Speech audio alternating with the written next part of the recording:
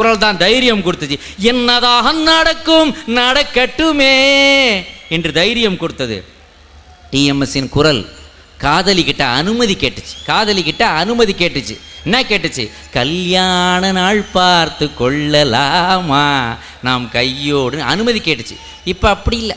கல்யாணம் தான் கட்டிக்கிட்டு ஓடி போடலாமா, இல்லை ஓடி போய் கல்யாணம் தான் கட்டிக்கலாமா, தாலியத்தான் கட்டிக்கிட்டு பெற்றுக்கலாமா, இல்லை புள்ள குட்டி பெற்றுக்கிட்டு கட்டிக்கலாம். அது அப்போ உள்ள ட்ரெண்டு, இது இப்போ உள்ள ட்ரெண்டு. அது அவங்களுக்கு அது கரெக்டு, இது இவங்களுக்கு கரெக்டு. நான் தப்பாக சொல்லலை. தாய்ப்பாசம்னா அது டிஎம்எஸ்ஸின் குரல் தான் நம்ம முன்னாடி கொண்டாந்து எடுத்து போட்டுச்சு. தாயின் மடியில் தலை வைத்திருந்தால் துயரம் தெரிவதில்லை.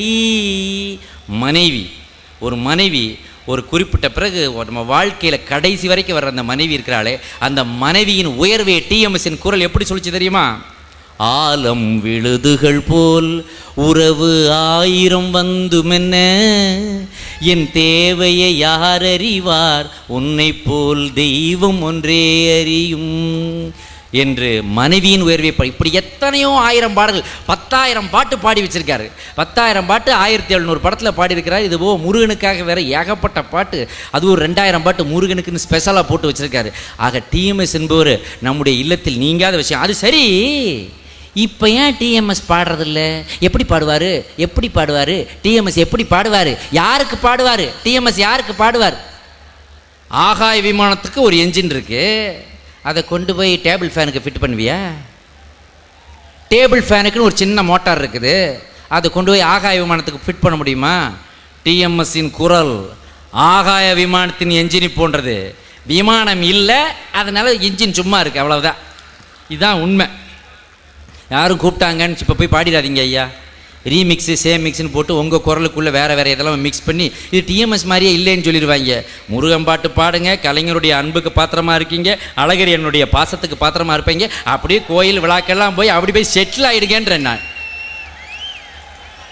இது மட்டும் இல்லைங்க, இப்போல்லாம் பாம்பே, டெல்லி, கல்கத்தா, குஜராத் இந்த மாதிரி ஏரியாவில் தான் நிறைய பாடல்கள் வர்றாங்க. வந்தாரை வரவேற்பது தான் தமிழகம், அதில் ஒன்றும் தப்பே இல்லை. ஆனால் நீ அங்கேருந்து கூட்டுவா, பாம்பேலேருந்து கூட்டுவா, டெல்லியிலேருந்து கூட்டுவா, கல்கத்தாவில் எல்லாரையும் கூட்டுவா, உன் தாய் மொழியில் சரியாக பாடத்திரி ஐயா. உனக்கு தமிழ் மொழியில் தான் ழா ல லா, சிறப்பு ழகரம் ழா, அப்புறம் அதுக்கப்புறம் ல, அதுக்கப்புறம் லா. மூணையும் கரெக்டாக உச்சரித்த பாடகர் அல்லவா டிஎம்எஸ். மூணையும் கரெக்டாக மேடையில் உச்சரித்தது கலைஞர், திரையில் உச்சரித்தது நடிகர் திலகம் சிவாஜி கணேசன், பின்னணியில் பாடலில் உச்சரித்தது டிஎம்எஸ் மட்டும்தான் சொன்னார். மற்றவங்க எல்லாம் தமிழ் மேலே லாரியை விட்டு ஏற்றுறாங்க ஐயா. டிப்பர் லாட்டியை ஏற்றுறாங்க, மண்ணு லாரியை விட்டு ஏற்றுறாங்க. தமிழ் அதில் ரொம்ப சிரமப்பட்டுக்கிட்டு இருக்காங்க. அவங்கள கொண்டாந்து பாட விட்டா எங்கே நிம்மதி? சப்போஸ் அப்படி ஒரு பாடகர் வந்து பாடினார்னா எப்படி இருக்கும் யோசிச்சு பாருங்க. பாம்பே பாடகர் வந்து ஒருத்தர் பாடிட்டாருன்னு வைங்க, புதுசாக ஒருத்தர் அறிமுகப்படுத்துகிறோம். இருக்கவங்களை சொன்னால் கோயிச்சுக்குவாங்க, இல்லாதவங்களை சொல்லுவோம். புதுசாக ஒருத்தர் கொண்டாந்து அறிமுகப்படுத்துகிறோம், எங்கே நிம்மதி பாட்டு. சப்போஸ் அவங்க பாடினானா எப்படி இருக்கும்? எனது கைகள் மீட்டும் போது வீணை அழுக்குகின்றதோ. வீணை மட்டுமாட அழுது, நாங்களும் தான் அழுறோம். எனது கைகள் தள்ளுவும் போதோ மலரும் சுடோகேண்டதோ. என்ன நினைத்து என்னை படைத்தான் இறைவன், குடியவன் தான்டா. இதெல்லாம் கேட்க வேண்டியது இருக்கிறாங்க.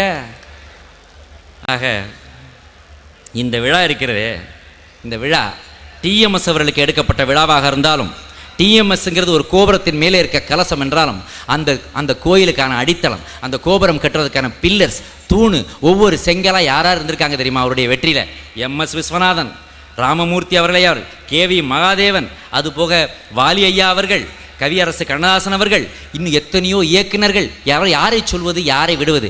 இவர்கள் அத்தனை பேருக்கும் எடுக்கப்படுகின்ற மறைமுகமான விழாதான் இந்த விழா என்று சொன்னால் அது மிகையாது. கண்ணதாசனையும் டிஎம்எஸ்ஸையும், வாலியையும் டிஎம்எஸ்ஸையும், சுசிலாவையும் டிஎம்எஸ்ஸையும், வேற இங்கே எம்எஸ் விஸ்வநாதன் அவர்களையும், ராமமூர்த்தி அவர்களையும் டிஎம்எஸ்ஸையும் எப்படி பிரிப்பது? அவர்கள் கலந்து செய்த கலவை அல்லவா இந்த பஞ்சாமிர்தம். ஆக அதுதான் டிஎம்எஸ் என்று கூறி உங்கள் அனைவருக்கும் என்னுடைய நன்றியை கூறி ஒன்று சொல்லிக்கிறேன். இன்னைக்கு இருக்கிறது எஸ்எம்எஸ், என்னைக்கு இருக்கிறது டிஎம்எஸ் என்று கூறி என்னை இந்த விழாவுக்கு அழைத்த, இது மிகப்பெரிய விழா, இதை எங்களுக்கே தோணலை இதை எடுக்கணும்னு.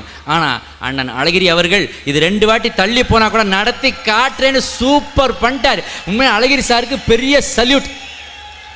கிங்கு தான் அவர். ஸோ அவருக்கு என்னுடைய நன்றியை தெரிவித்து வாய்ப்பளித்த உங்கள் அனைவரிடத்தில் எப்பேற்பட்ட விழா முத்தமிழ் கவிஞர் டாக்டர் கலைஞர் அவர்களின் பொற்கரங்களால் நீங்கள் பாராட்டப்பட இருக்கிறீர்கள், நீங்கள் கௌரவிக்கப்பட இருக்கிறீர்கள். அதுவே உங்களுக்கு கிடைத்த மிகப்பெரிய வெற்றி. நேஷனல் அவார்டை பற்றி கவலையே படாதீங்க, பத்மஸ்ரீ கிடைச்சிருச்சு. அதுக்கப்புறம் மேக்சிமம் அவார்டு இந்த விழா தான். இந்த மதுரை மண், நீங்கள் பிறந்த மதுரை மண்ணில் உங்களுக்கு எடுக்கப்படுகிற இந்த விழா இருக்குது பாருங்கள், இது எங்கள் ஒவ்வொருத்தர் வீட்டில் எடுக்கப்பட்ட விழாக நினைத்து வாய்ப்பு கொடுத்தவங்க அனைவருக்கும் நன்றி வேண்டு மறுபடியும் திருநெல்வேலி ஷூட்டிங் போகிறேன். முடிஞ்சா கார் கொடுக்க, இல்லாட்டி மண்ணில் அரி பிடிச்சி போகிறேன். என் மனசு நிறைஞ்சிருக்குது. தேங்க்யூ. நன்றி.